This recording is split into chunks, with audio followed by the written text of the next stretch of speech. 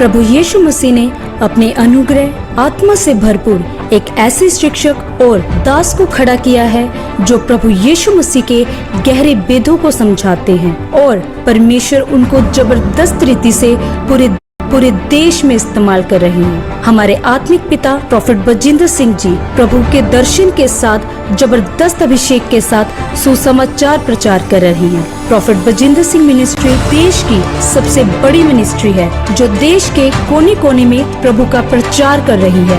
Ministry ने देश के हर एक कोने और विदेशों में बड़ी भीड़ जहां लाखों लोगों में सुसमाचार प्रचार किया है। पर इस मिनिस्ट्री की शुरुआत इतनी आसान नहीं थी। हमारे आत्मिक पिता प्रोफेट बजिंदर सिंह जी को बहुत कठिनाइयों का सामना करना पड़ा, पर जैसे हम सभी जानते हैं कि प्रभु यीशु मसीह ने कहा, मैं तुम्हें ज्योति बनाऊंगा, पूरे देश को, पूरे संसार को रोशनी देगी।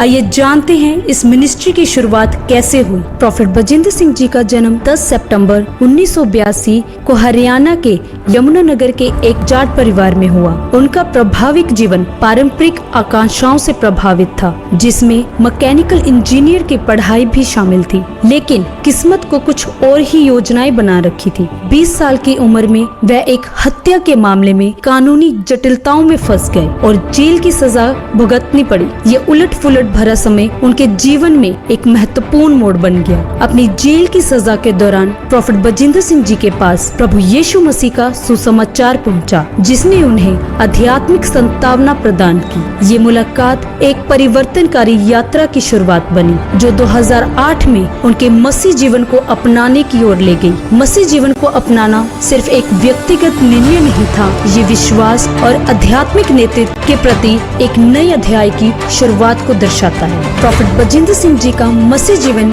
परिवर्तन एक गहरे आध्यात्मिक अनुभव से भरा था। उन्होंने शुरुआती संघर्षों के बावजूद अपने नए विश्वास को अपनाया और मसीह समुदाय में अपनी जगह बनाई। उनका दृढ़ संकल्प उनकी भविष्य की मिनिस्ट्री की नींव बना। 2012 में प्रोफेट बजिंदर सिंह जी ने अपने समुदाय में रविवार की प्रार्थना बैठकों की शुरुआत की, जो जल्द ही लोकप्रिय हो गई। इन बैठकों ने लोगों को आध्यात्मिक मार्गदर्शन और उपचार के लिए आकर्षित किया, जिससे उनकी लोगों से जुड़ने की क्षमता साबित हुई। 2015 तक उन्होंने चंडीगढ़ में the church of glory and wisdom की निर्वित संभाली।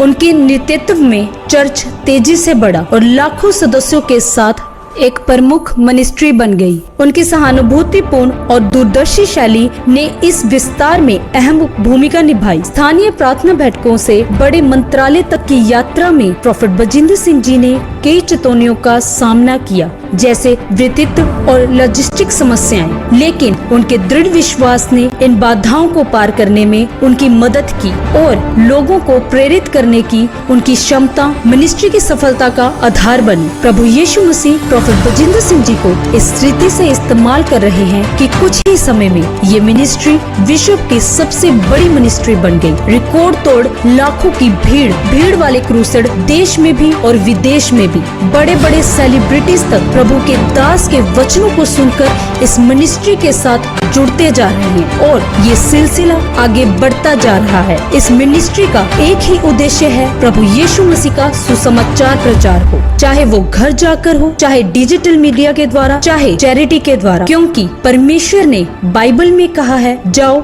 जाति जाति पूरी दुनिया में सुसमाचार प्रचार करो। इसी दर्शन के साथ इस मिनिस्ट्री की 200 से अधिक शाखाएं पूरी दुनिया में हो गई हैं और ये बढ़ती जा रही है। इस आशीष के लिए हम प्रभु यीशु मसीह का धन्यवाद करते हैं। हमें विश्वास है कि आज आप जब हमारे साथ इस दर्शन में जुड़ेंगे तो प्रभु आपको, आपके परिवार और आपके साथ जुड़ी हर चीज को आशीष देगा। तो आइए उस महान परमेश्वर का तालियों के साथ उस परमेश्वर का स्वागत करते हैं, क्योंकि बाइबल कहती है, यहोवा का धन्यवाद सारंगी के साथ करो, 10 तार वाले बाजे पर उसको भजन गाकर स्तुति करो, उसके लिए एक नया गीत गाओ, उत्तम रीति से बाजा बजाओ और जय जयकार करो।